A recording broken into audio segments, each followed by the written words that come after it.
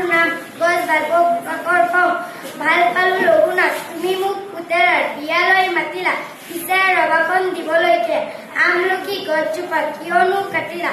আলহী অতিথি যাব ৰবা নাইকিয়া হব, বোৱাৰীয়ে ঘৰখন দিবহি পুৰাই।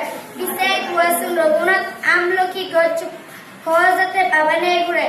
গুৱাহাটীক মাতাচোন এজোলোকা আশীৰ্বাদ দিও আৰু যাওঁ, গছজোপা কটাৰ বাবে ৰুচি বাজি ৰখো বোলে একোকে নাখাওঁ। ধন্যবাদ। নমস্কাৰ, মোৰ নাম মাইকী চৌধুৰী। মই বাৰিগাঁও বৰ্তন উচ্চ মাধ্যমিক বিদ্যালয়ৰ প্ৰথম শ্ৰেণীৰ ছাত্ৰী। মই এটা কবিতা আবৃত্তি শুনাইছো। কবিতাটোৰ নাম হ'ল গছ ভাল পোৱা কথাৰ কওঁ। ভাল পালো ৰঘুনাথ তুমি মোক পুতেৰাৰ বিয়ালৈ মাতিলা, পিছে ৰবাখন দিবলৈকে আমলখি গছজোপা কিয়নো কাটিলা।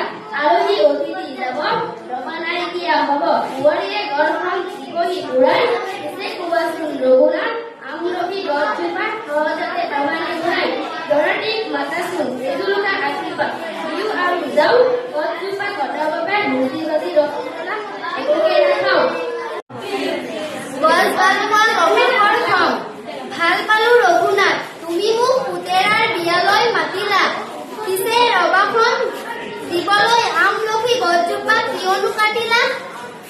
আলহী অতিথি যাব ৰবা নাইকিয়া হব, বোৱাৰীয়ে ঘৰখন দিবহি পুৰাই।